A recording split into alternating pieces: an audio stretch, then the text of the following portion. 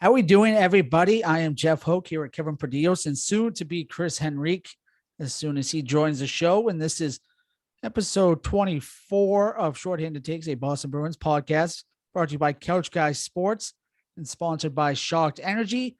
Ever feel unable to focus, tired, or just low on energy? We understand that feeling. We understand it so well that Shorthanded Takes, a Boston Bruins podcast is brought to you by Couch Guys Sports Network and now sponsored by Shocked Energy and our friends over at Shocked Energy. Shocked Energy is a drink made for gamers by gamers. Just head over to shockedenergy.com and use the promo code CGSN today for 10% off your next order. That is promo code CGSN for 10% off your next order.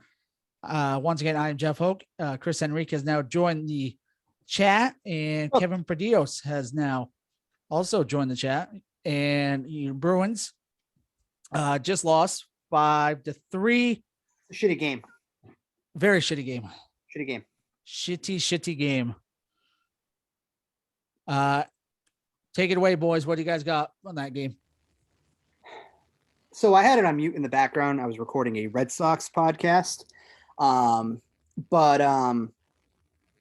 you got to beat Detroit. You know what I mean? Like, to me, you have to beat Detroit. My biggest question would be is, and I'm sure we'll get into it in some capacity when we get this party going, but is, you know, the loss of Pasta. You know what I mean? Like, it clear from what we've seen tonight. I don't know like what the defense was like, how the goaltending was. I saw the empty netter just a second ago. I was on the phone with my parents, but yeah, it just to me, you got to beat Detroit. Yeah, I mean, Chris is exactly right. I mean, it's loss of Pasta is huge. Lindholm went down again as well. No, I shouldn't say again, but went down. Hopefully it's nothing serious. I know he was out the rest of the game, but something to keep an eye on. That those are two big pieces that you cannot lose. With that being said, with the schedule coming up, you cannot lose the Detroit game. Like that loss that you just had is like we were talking before the show. Those type of games are bound to happen. And you kind of felt it coming, but at the same time, you got to do everything in your power to make sure it doesn't happen, especially with the gauntlet of the schedule that's coming up in the next 3, 4, 5 games. It's tough to lose against teams that you should definitely be beating. Yeah, 100%. It was a shitty loss all around. They had a 2-0 lead. Then they had then they cut that to 2-1 and ended up being 3-2 at the end of the second. It was 4-2 going into midway through the third. It was then 4-3 after Bergeron scored in the final 3 minutes, and then obviously an empty netter made it 5-3.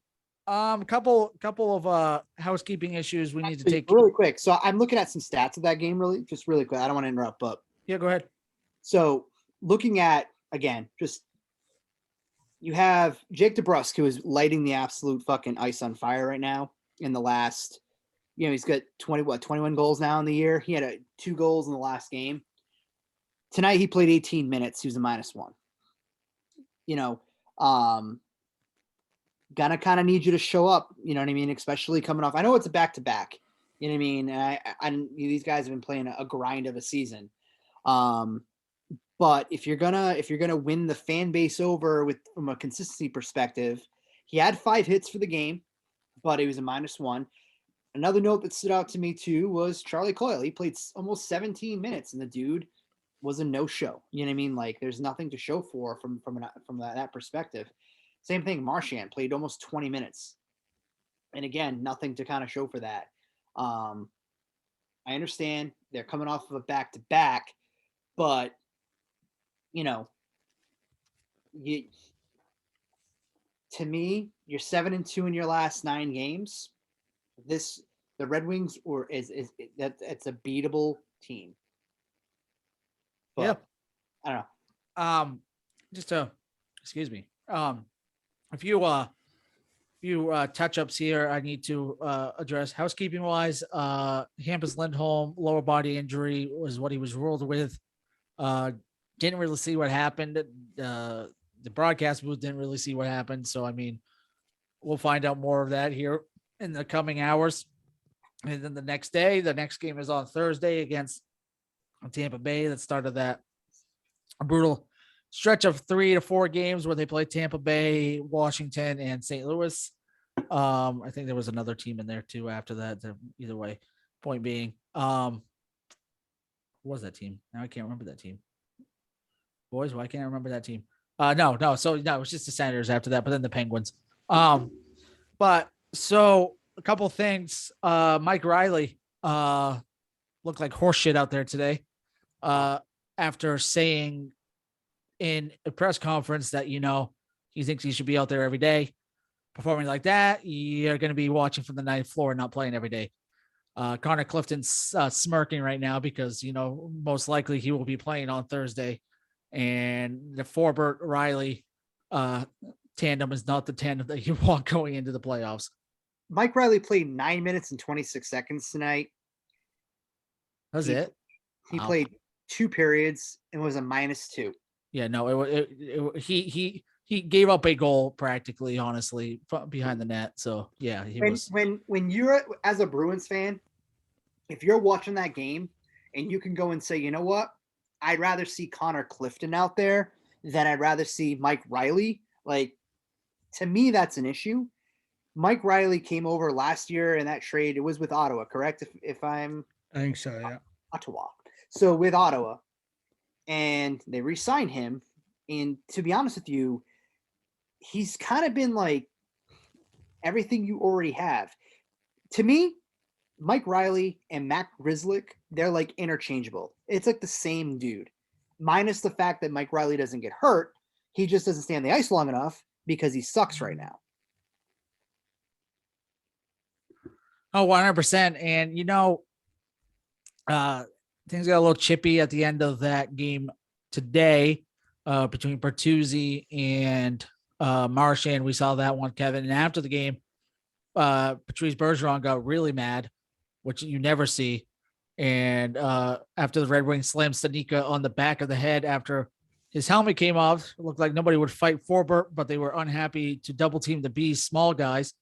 They were going after the small dudes, but they wouldn't go after, Forbert or Bergeron or any of those guys. So, just something.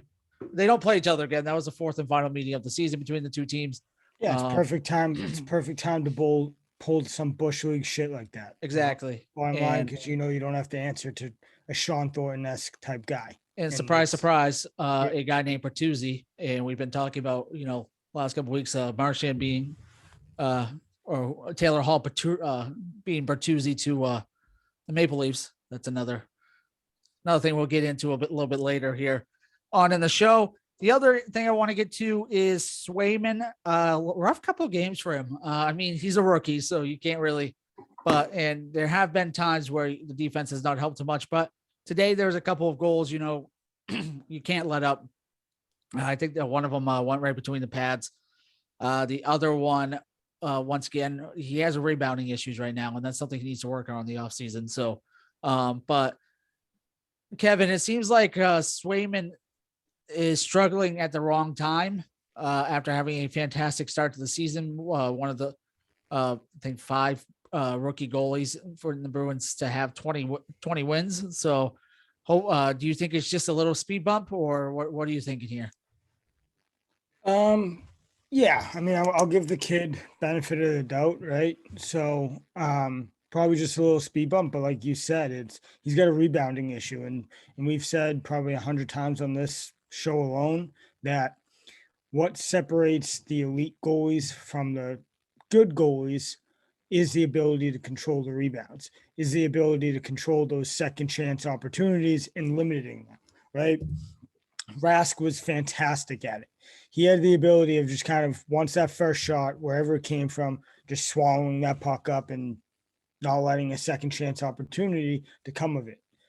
Swayman right now is allowing those second chance opportunities. And when, I don't care who you're playing, whether it be Montreal, the Red Wings, or even Tampa. Like, go either way you want to go. Worst team in the league versus best team in the leagues. They're going to capitalize. They're still the best players in the world out on the ice right now.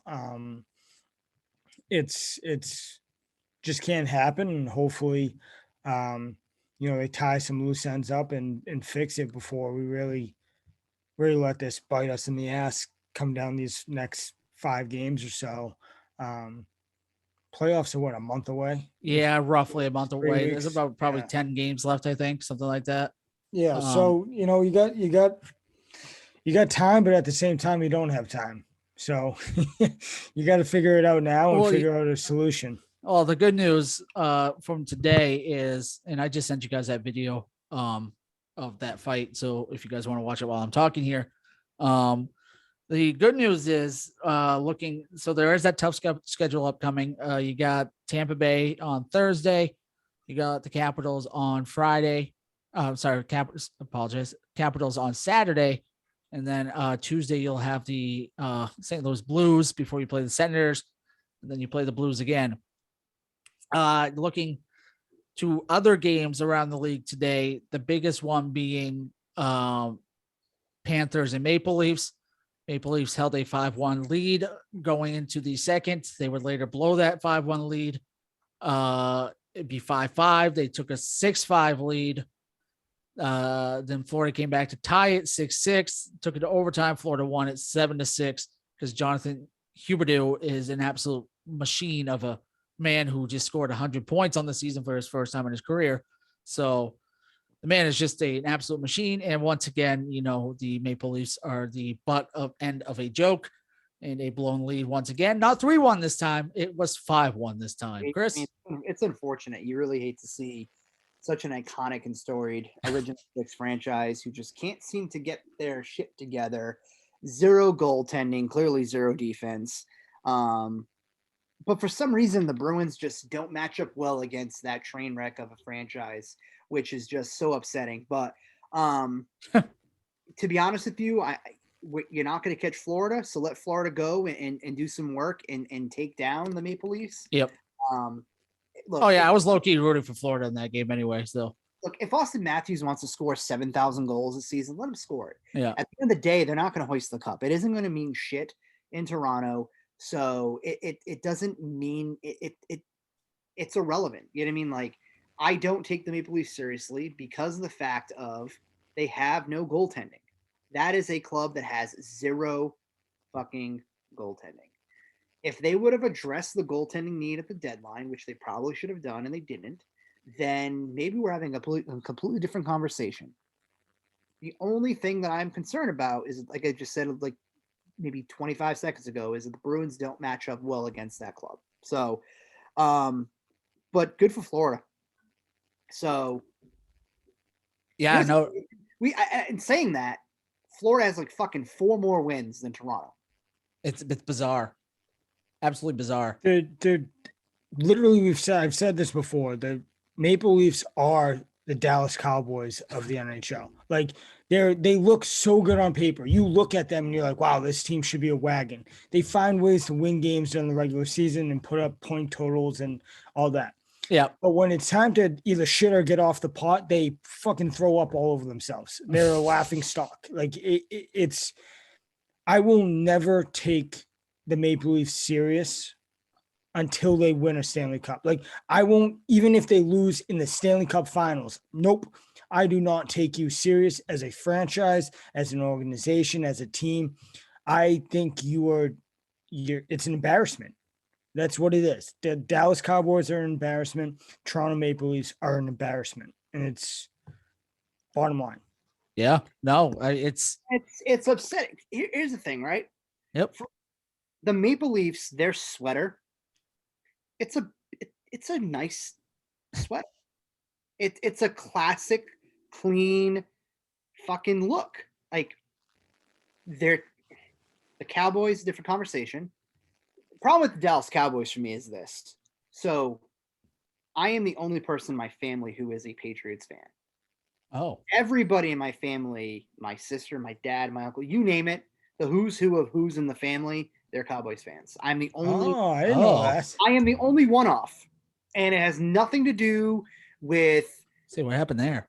the 20 plus years of dominance. Like, I just decided that I was going to just root the opposite of what my family was, because I found it growing up a lot funnier when the fucking Cowboys shit on themselves and watch the misery and the angst that my uncle and my dad would go through versus the enjoyment of seeing the team win. So I decided to root for the Patriots. And then when the Patriots were successful, it was like the cherry on top. It was like the gift with the salt, the thing on the salt. So, but no, yeah, I to me, like, I am low key. I like what the Maple Leafs kind of stand for, which is original 6 team. I'd like to see them be competitive, but again, you got to get goaltending. You get goaltending, that team might be okay. But to Kevin's point, they're not going to win anything. They're not going to win anything. They'll probably So be again, ousted in the Austin first round again.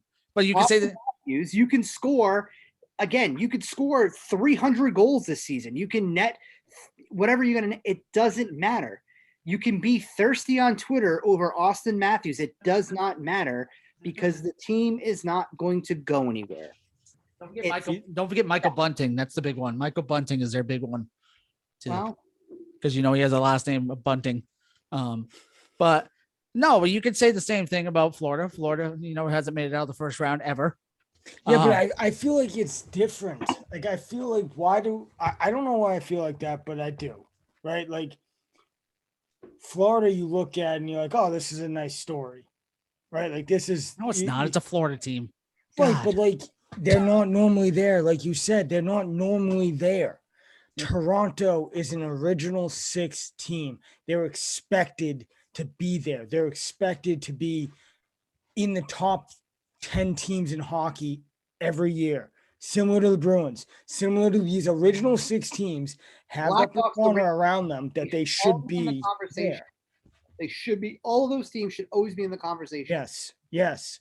It does Florida not matter. bonus. It should always be competitive because I think that's what's best for hockey.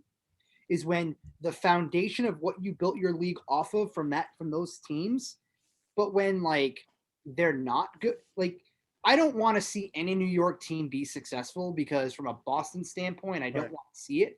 But from the global of the game, like just think if the Rangers were actually good, if the Rangers could put 5 or 6 years together where they're a legitimate operation, like wouldn't that be good? Yeah. Like to be honest with you, like that'd be good conversation. Let's talk about Rangers Bruins. When's the last time we got hyped up for Rangers Bruins? When's the last time you got hyped up for Bruins Montreal? It's not there. It's not there. The last time was when Chara went and scrambled Pacioretty, whatever the who's on the Vegas Golden Knights. Yeah, when he went and scrambled his brains when he went and checked him into the boards. Yeah, they tried to arrest him for it. That was a good one. Fucking clown show up there too. So I'm gonna wrangle this in. Before Good luck. So someone's gonna do it. So pushing to the playoffs here. Right now you're looking at a matchup with the, I believe, Florida Panthers. If the season were to end today, I think I'd have to check one more time to be sure. But looking at the west side of things, the Colorado Avalanche beat the Pittsburgh Penguins today 5-3, and they have clinched a playoff spot for the 6th straight year. Once again, no one's surprised that they are back in the playoffs again. They are just a juggernaut of a team. Whether or not they can do anything, who knows? Because they're another team that should be making these runs, and they do make these runs, and they just you know what in the Western Conference, the team to watch out for is the Minnesota Wild. Yeah, they're winning right now 4-2. They're losing right now 4-2. Sorry, losing. So I'm actually looking at their standings right now. In the last 10 games, they're 9-0-1. Oh wow. They have been on absolute fire since they made that trade to get Marc-Andre Fleury. Thank you. To get Fleury, excuse me. Just look at how they played against Boston a few weeks back when they played each other. That's a good team. That's a good team. And you know what, the West though, like some of those teams are getting hot right now. Like Edmonton's getting hot right now. The Golden Knights, speaking of the devil, like they're getting hot right now. The Stars. Yep. It's going to be interesting, especially out west, where there's some positioning that's still available. Specifically out in that Pacific Division, it's gonna, the Kraken, but not so much. But the fact though is that like the Coyotes are worse than an expansion team. Yeah.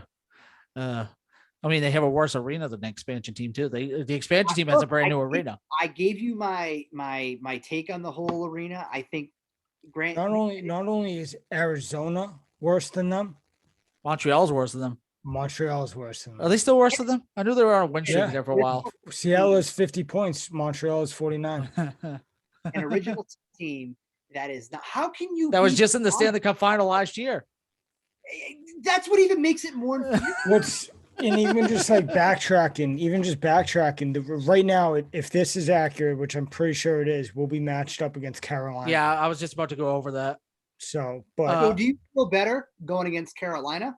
I don't feel better, but no, I do. Oh, versus Florida. I don't want to go up against any of them. Oh, I would go up. I take my chances against Carolina. Well, then if you don't want to go against any of them, then it means let's not make the playoffs. No, I'd rather go up against the Rangers. Yes, yeah, but I mean, their young goalie's been. That's why I'd rather go up against the Rangers because he's been struggling lately. So the way I look at it, all right. So let's play this out. If it ended today, I was going to go over. You want me to go over the? Go ahead. Nope, you got it. Go. So you're looking at Florida and Washington. Anyone on that one? Anyone want to pick? No, I think Florida wins that series, but you're forgetting on the aspect that Washington plays a heavy game. So yep. They're going to beat the bag out of Florida. Good. Like they're going to physically beat them. Like I think Florida comes out of that series, but they're going to be reeling a little bit because it's going to be a heavy series. It's going to be a physical series that I think it's going to take a toll on Florida because, like you said earlier, they haven't always been there. So, there's something to be said about knowing the playoff environment, the style of play, how to adapt to it, how to, conduct yourself in between games, all that. There's something to be said there. And a team like Florida, who, on paper, that dominates. When you go in a 7-game series against a team like Washington, who's going to come out and literally punch you in the face and see how you respond, it's a different environment because you have to do this night after night in a 7-game series. So Florida, I think, is a better team and it comes out of that series, but I think it's going 6 games just because of the way that Washington plays. Okay, so Chris, well, this is gonna be a week. This is gonna be a weekly thing until the playoffs start. I just thought of this, so we're gonna go over the playoff scenarios up until the playoffs start. So Chris, let's go to you now. Toronto in Tampa Bay is what we're looking at right now, and they have one more matchup on April 21st before the playoffs. Yeah, Tampa Bay in 5. Tampa Bay is just a far more superior team. If you're gonna win in the postseason, you're gonna win off of a hot goaltender. I just think Tampa is a complete. I think they're a better coach team. I think they have a better roster. So I think Tampa takes care of them in 5. Unless something happens and Toronto just gets lightning in a bottle here and they go on a run. I don't see it. Now, to be honest with you, I'd rather see Toronto take out Tampa Bay. I don't want to see Tampa Bay later on in the playoffs. Right. If you had, if I had my druthers of the two, right? I think Tampa Bay is a far superior team than Toronto. And I think Tampa Bay is more balanced. I think they have more firepower. I'd rather a more balanced team and guys. I'd rather have 5 or 6, 7 guys who can score 20, 25 goals than Austin Matthews who can fucking score 70. You know what I mean? Like, I'd rather have that balanced attack. I think it's going to better suit them. We saw how Tampa Bay was in the playoffs last year. Between Braden Point on defense, like who was solid, anchored that down. Who's the other dude there on offense though? Not for Tampa. Who? Stamkos. No, the other kid though. He was like every game he was like racking up points. I can't Brady think. Point, Was it Point? probably, Points, because the yeah, dude's a points. fucking machine in the playoffs. That's all he does is score. Yeah. So like I don't know. I feel like they're just a better balanced club than Toronto. Yeah, and think about Toronto. Like, where did they go? Where did Austin Matthews go during the playoffs last year? Nowhere. Like, the dude was non-existent. Shit on Home. himself. He went So home. it's again, like, we go back to this. Yes, Brady Point. Sorry.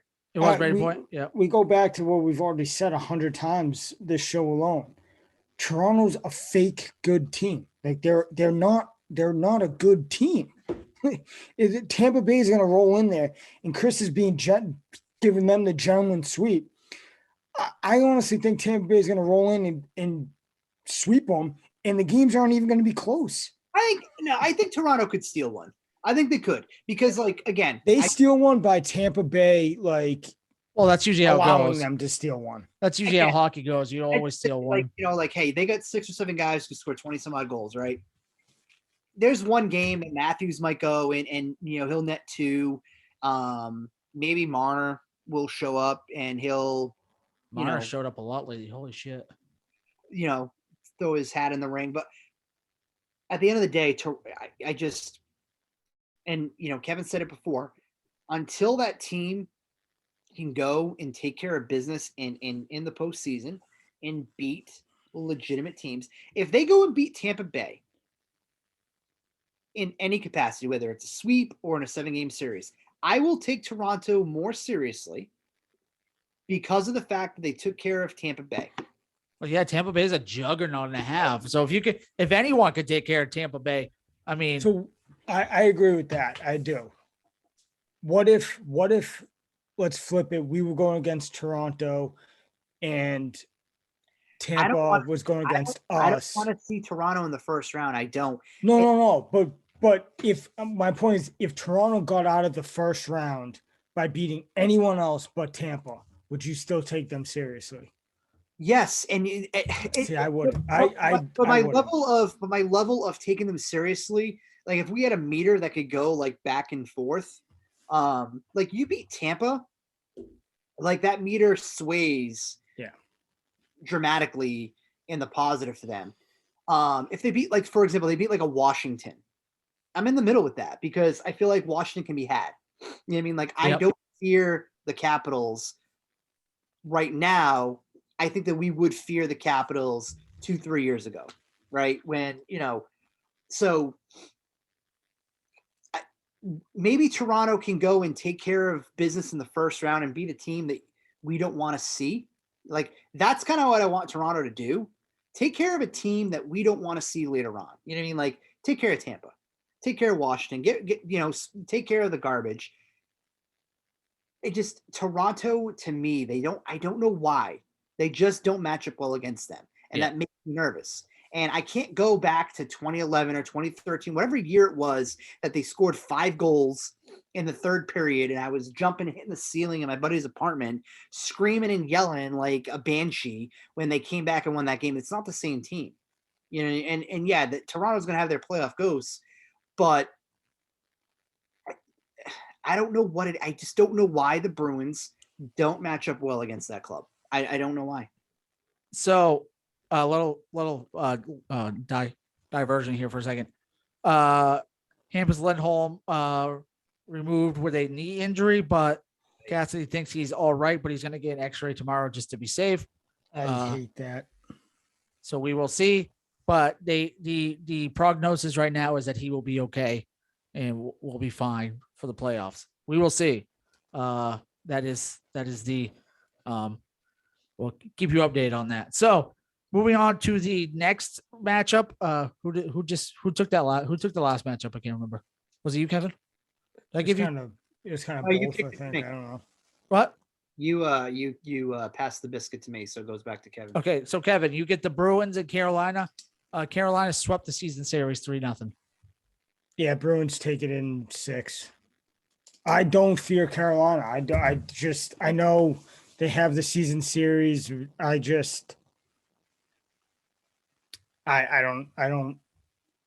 I don't take them seriously. We haven't. Partly why I don't take them serious, and I know they've kicked our ass all year, right? All day, every day. But first game was in October. All right. Yep. We had no idea. We couldn't figure out our goaltending situation at that moment. January and then February 10th. We haven't played them in over 2 months. It's Yeah, coming that up on 7-1 game, you didn't have Bergeron either. So right. And then the February 10th, 6-0, not great. But we haven't played them in 2 months. Right. Like we spent this whole time trade deadline and after being like, we're a completely different team. I think that's true.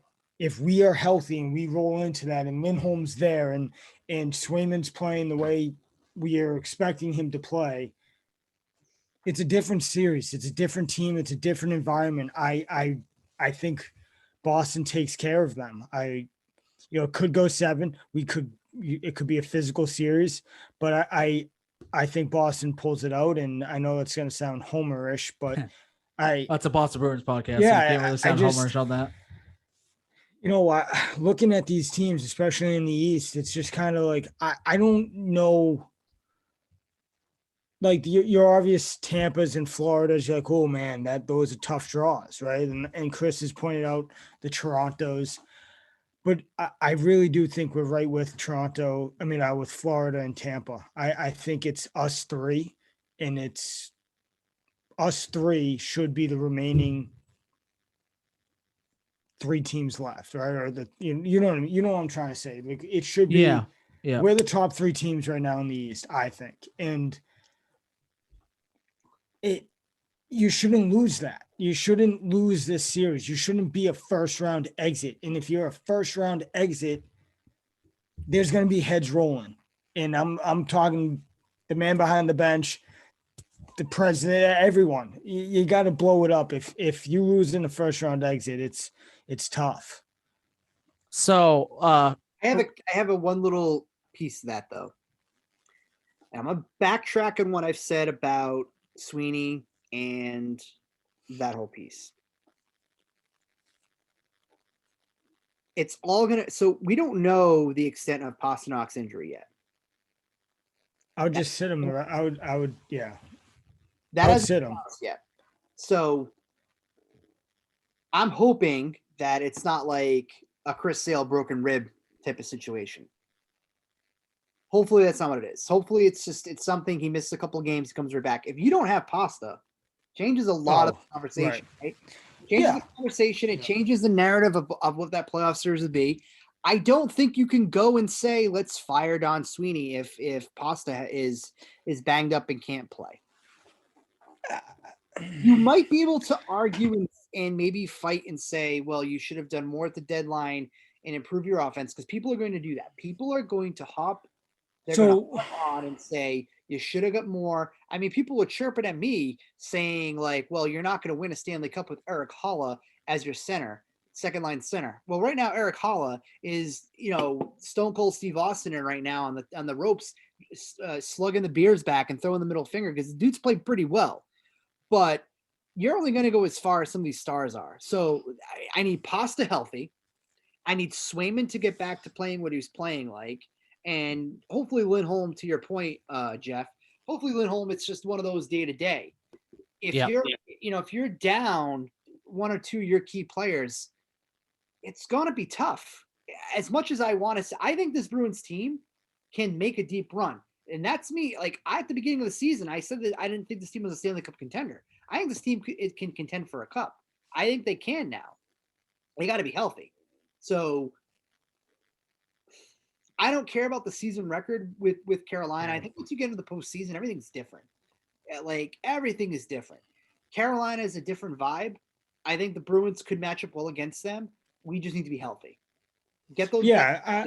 Let's get Pasta healthy. Let's get Swayman. They gotta keep hugging it out with Olmark. Do what you gotta do. Like get that piece back. But if there's some guys that are banged up, hey. Yeah, but that's everyone. You know what I mean? Like that's that. Let's knock on wood here, and hopefully this doesn't come to fruition, but like, let's say Paz is out for an extended period of time. Yes, you can be like, well, that's not Sweeney's fault. But it is. It still is. Like, and this isn't anything deadline wise. I think we said in our trade deadline special or episode, Sweeney did what he could. He put in his best effort to make this team a better cup contending team. And I applaud him for that. He did what he had to do. He did his job. I'm not gonna, if we're a first round exit, I'm not going back to the trade deadline. You did your job to make this team better for a deep playoff run. But you can't ignore that you've sucked drafting for years and years and years. Like, so this is the point of, dude, if losing losing one star player makes everything fall apart, right?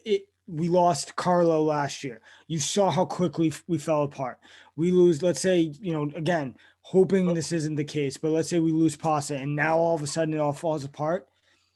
You failed as your job of building a strong foundational team. Like, Chris Sale being out, yeah, is a good analogy.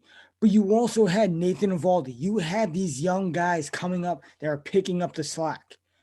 You don't have that opportunity here with the Bruins because Don Sweeney sucked at his job for years on end and is now realizing, shit, it's my job's on the line here. I have no choice but to make a move. So that's on him. That's why I still go to fire him.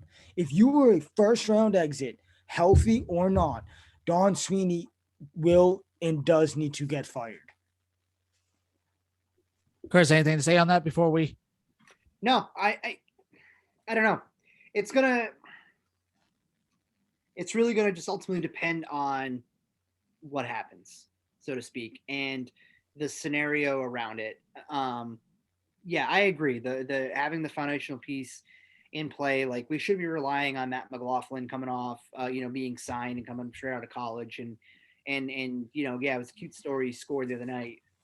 We shouldn't be relying on just that. I think that Sweeney did the right things to improve his club at the deadline. Getting a premier defenseman, it was a need. They established that. It's a foundational piece from that perspective. I don't see him. I just don't see him getting let go at this point. I think, I just don't see the front office ownership saying to the front office, go out, make these moves, boom, boom, boom. You make the postseason and you get bounced in the first round, they let him go. I don't see that. I really don't. If this team is battling for a playoff spot and they're in the bottom of the conference, maybe that's a different conversation, but I don't know. I think if they get in and they get bounced in the first round and there's injuries around it, the Jacobs family, I don't think they bounce them. I really don't. Yeah, we'll keep Doesn't mean though that the hot seat can't be, hot next year though, like under any circumstances either. You know what I mean? Like he comes back for, the problem is that he's basically a lame duck GM. So you're going to have to sign him to some sort of extension to come into next year. And you have to be for certain as the Jacobs family to say, is Don Sweeney the right guy to lead the next phase of the Bruins? Because the next phase of the Bruins is going to include a core that's going to be it's going to be Pasta. It's going to be Lysell. It's going to be Charlie Coyle to the end of that contract. It's going to be some of these other players that you've had. Marchand is still part of it, but he's not the future part of the club. They have to make that determination. Is Sweeney the right guy to lead them into the next wave? That remains to be seen. So maybe there is some validity to it. I don't know. So we'll continue this discussion next week. The last matchup was Rangers in Pittsburgh, and next week we'll get to the Western Conference side, and we'll break down that side of the bracket for that next week. So quickly before we do go, I know I don't know if Kevin's up for this now or not, but we'll see.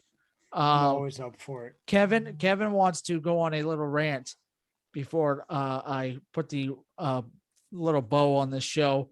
And what is a good shorthanded takes podcast without a Kevin Perdillo's rant? So I'm just going to kick back, relax, and give him about 5-10 minutes and see what he can do. Buckle up, boys. Yeah, I'm sick of hockey Twitter. I'm As sick Chris of, walks away. Yeah, Chris is like, I'm not even He's over not it. even gonna sit down for It's this done. one. I'm over. I'm sick of hockey Twitter. I'm like, you're allowed to just run around and do whatever you want to do, and there's no enforcers in the game to answer the bell. And I sent you guys the clips from, two guys that played in the NHL saying the same thing. It's a joke. It needs to get back to that. It needs to get back to really not allowing these teams that just run around and take cheap shots and not have to answer it, because all that happens is they get they just get tackled to the ice. Like that's bullshit. If you're going to take cheap shots, you should get your ass kicked, right? Like you should literally have to fight someone, right? So I guess this is kind of already off the rails a little bit, but what really drove me nuts was the hit on Marchand put on whatever the guy's name was, fuckface McGee. That was a clean hit, but because it's Marchand, everyone's up in arms and thinks the dude should be suspended. It's like, dude, and I get it. I understand it. If it was anyone else, there's some validity there that, like, yeah, dude, you have you're kind of under the microscope. So anything you do that's on that line or could be viewed as on that line is probably going suspension, fine, whatever route because of your past. And that's fair. He brought that on himself. But hockey is a fast, physical game. Any big hit, whether Marchand's putting on it or Marchand's getting hit, doesn't automatically mean you have to throw up a suspension, throw up your arms. Oh my God, he's such a dirty player. Shut the fuck up. No. That was a clean hit. It was a nice hit.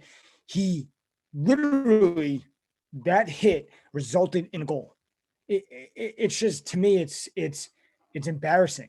If it was the other way around and Marchand got that hit and people were like, oh, no, dude, you were facing the guy hitting you. How's that dirty?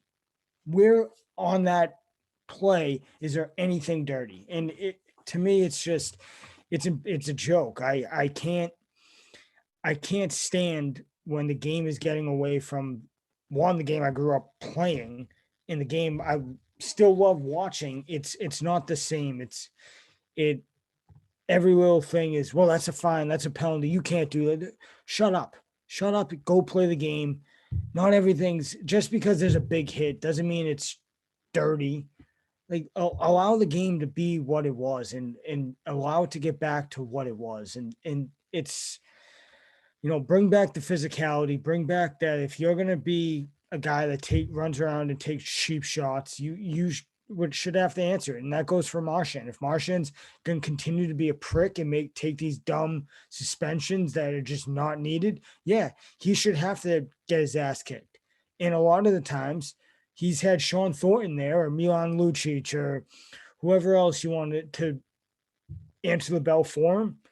And you know what? That's part of their job. That's part of their role and knowing their role on the team. But the Twitter and hockey world getting upset over Marchand's hit on, I just looked up the guy's name. Never even heard of this dude before.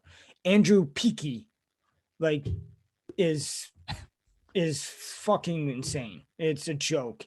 Maybe Andrew should go back down to wherever the hell he came from. If he can't take a hit like that. It's crazy. I'm sick of it. I'm fired up. It's 11 o'clock at night and I need to go to bed in about 30 minutes. Okay. Well, for that, Chris, anything to say on that before we move on? Yeah. So, I watched the hit in regards to Marchand, and it's a clean hit. And I can understand fans who are not. I've rewatched it like 5 times before this as well. And I can understand people who are not Bruins fans to go and say suspend Marsh, all that other shit, because of the reputation that is attached to him. My only thing that I would go and say, it's a clean hockey hit. I would just be aware. If I'm Brad Marchand, I'm going to be aware of the room and understand that these refs are they might call, maybe player X throws the same check. It's not called. You're going to get the call. I just think the eyes are on you a little bit more than maybe someone else is right now. And the Bruins need you to play the rest of the season out. And we need you healthy. We need you in the lineup. I appreciate that he's fiery. I appreciate his passion. Just be smart about what you're doing on the ice and understand that, you could be more of a target from that perspective where maybe you go and you lay someone out and it's clean, but maybe the ref doesn't think that it's clean. You go and you get 4, you get a double penalty on that. And now all of a sudden you're suspended and you're missing 3 games. You know what I mean? Like, I would just caution him to maybe don't change the way you play, be physical, but just be mindful of when you're on the ice. Yeah, I know it's easier said than done, but that would be my only caution that I would throw out there, only because of the history that's attached to him. You know what I mean? yeah. So Was it a rebuttal?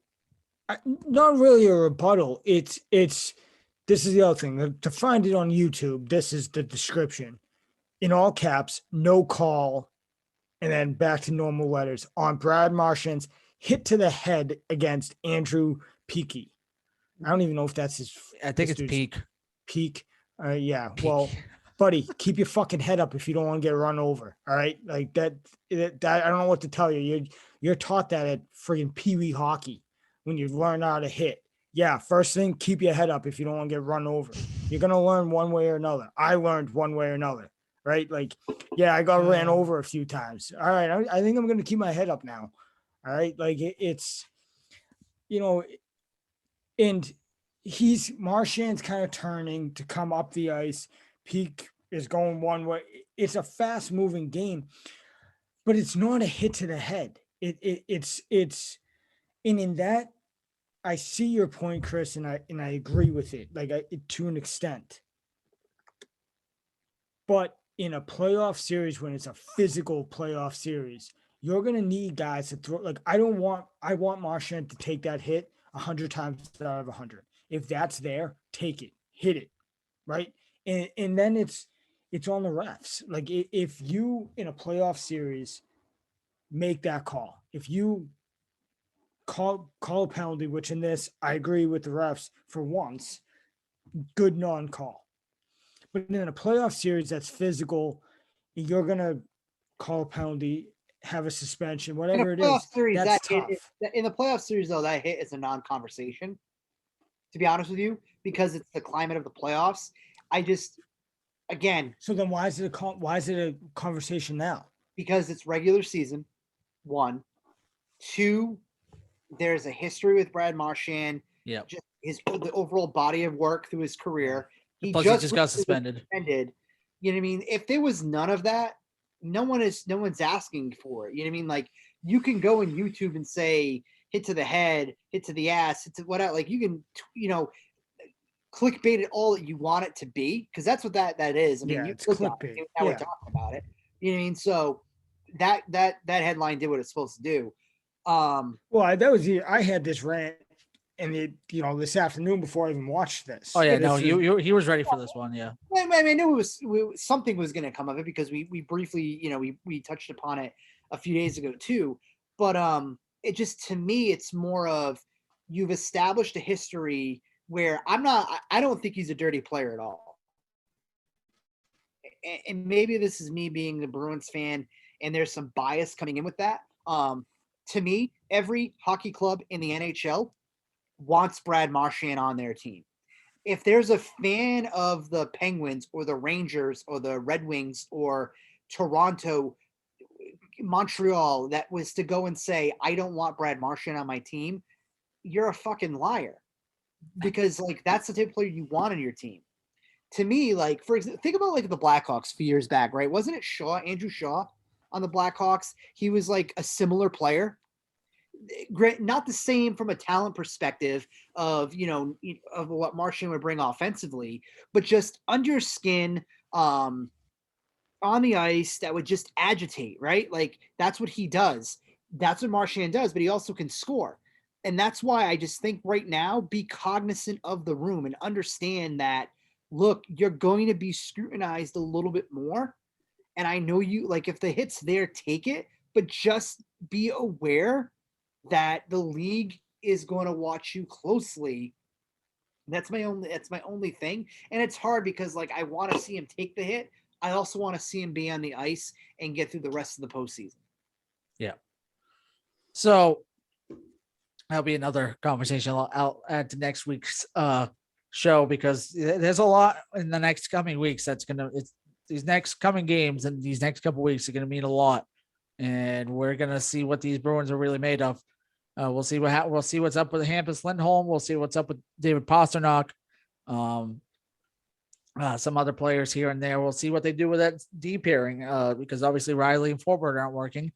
So you'll probably see Clifton Brown on Thursday against the Tampa Bay Lightning. Really quickly, Shorthanded Takes, a Boston Bruins podcast. It's brought to you by Couch Guys Sports Network and sponsored by our friends over at Shocked Energy. Visit shockedenergy.com and use promo code CGSN today for 10% off your next order. So quickly before we go, as always, we got to do our penalty shots. So the next 3 games before we're back on is the Thursday against Tampa Bay, Saturday against Washington, and then Tuesday against the St. Louis Blues in St. Louis before taking on the Ottawa Senators. Chris, I'll start with you. What is your hot take? I need to see Taylor Hall pick up over the course of those games, 3 or 4 games. I need like 5 points out of him. I need him to step up, have a big game against Tampa Bay, establish himself on the ice for that game, and really be a points presence over the next week. DeBrusk has done it on his end. He was, like we talked about earlier in the show, he was quiet tonight. But I want to see him establish himself as we begin to wrap up the regular season. And I guess like a 1A, 1B, Charlie Coyle will do the same thing. So between those 2 dudes, I want to see at least 8 points out of those guys over the next week. Start to, ramp up for the postseason and put yourself and start to get into a rhythm, because those are going to be 2 key contributors that you're going to need in the postseason. And they've just been relatively quiet over the last, 2 weeks. Yep. Coyle, really. I mean, I don't know. Like, you could tell me he didn't suit up and I wouldn't be shocked. Like, I don't even know he's there. Yeah, he had a couple opportunities today that he could have finished on, should have finished on, and didn't. Yeah. What about you up there, Kevin? All right, I'll next 3 games. Is that what we're doing? Yes. You could go ahead if you want. I don't care. No, I'll keep it to 3. I'll try to pick one from each game here, and hopefully I go, 2 for 3, something like that. But Tampa, we're gonna lose in overtime too. Okay, off to a rearing good start. Yeah, we'll lose in overtime too. We'll play well though. I'll take it. We'll play well, but we'll lose in overtime. We'll get a point out of it, so that's a plus. Capitals will beat. We'll take the Capitals. I think we'll win that series, that game, and then we'll beat the Blues. But in the Blues game, Torrey Krug is going to find the back of the net. Is he still playing? Sorry, I think he's still right. Let me rephrase that. Unless he's hurt. Let me rephrase that. Is he still injured? I thought he was back. Well, is he back? I have no idea. That's my question. All right. Then let me look real quick. You better look really quick. While you're looking, yeah, go ahead. Quick thing, right? Is Torrey Krug the Bruins version to Brock Holt of the Red Sox? Yes. Okay. 100%. I don't know. I 100%. Wow. What do you mean? Like so when people go, like, to me, like when we want to get nostalgic, right? When someone says Torrey Holt, Like there are times where Torrey Holt, Jesus Christ. Did you just combine the two? Yeah, he did. That was Sweet awesome. Jesus. Torrey Holt. Okay, so this is why we're wrapping up the show. He might- pretty soon, he because might be everyone's hurt tired. still. Torrey Holt though, the Rams when he was at the Rams, you ever notice like his finger was all fucked up? Oh yeah, it's like a Brian Baldinger thing. Yeah. Yeah, I didn't know his finger pointed like he can't Oh, yeah. flip it off. It's like Oh putting yeah, the no, ball you could just flip them off and it'll point them in the direction of where they're going yeah, next. I was grossed out by that. Anyway, Yeah. Anyway, we digress. when someone goes and says to me, Torrey Krug, right? There's times where you like equate in your brain like another player. I always think of Brock Holt. Yep. Like I think of Torrey Krug. Well, no, because whenever you bring up, Bruins nostalgia, it's always going to be either David Krejci or it's going to be Torrey. I think people. Now you would got me go- fucking saying it, Torrey Krug. I think, to be honest with you, I don't know. Maybe we could do a poll. If you had to figure out who you'd want back, I feel like Krug would win out. No, he would right now. But I think down the road, I think Krejci would win out. I think it's too early to put Krejci in that conversation. I'm not going out on a limb saying I want Torrey Krug back. Like I enjoyed him. I enjoyed Torrey Krug here. Do I think we should have kept him? Yeah, I don't think he's I don't think he's as huge as a loss as people made it out to be. And I think it's following up Chris's kind of alley here with the Brock Holt. It's like he's a fan favorite. Like people enjoyed watching him play. He was a likable guy, so it hurts a little bit more seeing him move on to a team that we just had a tough loss against. Like that's kind of it was like Johnny Damon going to the Yankees. Yeah. You're like, oh, what the hell, dude? Like it's okay. Bennington sucks ass now anyway, so we're good. Yeah, so like you kind of get obviously down the line now with Johnny Damon, you find out the Red Sox screwed the pooch on that one. So yeah, that's but yeah, I think I just looked it up. It said on March 24th, he was week to week. So by April 12th, he could be back. So I'll stick with this. I'll die on this hill. No, to go right ahead. Krug, we won't put you in the Krug comes back and he finds the back of the net, but I still think the Bruins win. Okay. I like it. I'll throw one in there. I'll just say Eric Hall is going to have a big weekend. Big 3 games. He's going to be playing really well because you know what? He heard, I told you guys this over text. He heard the haters. He heard everyone shitting on him and that we needed a 2C. And he's like, fuck this shit. I'm going to take over. And he scored it. He scored today and he has been on an absolute tear as of late. Him and Jake DeBrusk have been a power duo. But we'll see. But that's my guess. I think he'll have a big weekend. I'll say 4 points from the highly acquired 2C that we all been looking for our whole lives since David Krejci left.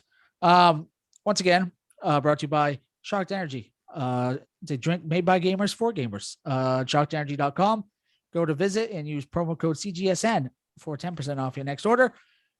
We will be back next week. Next week we will break down the Western Conference side of things, which is a absolute death race right now.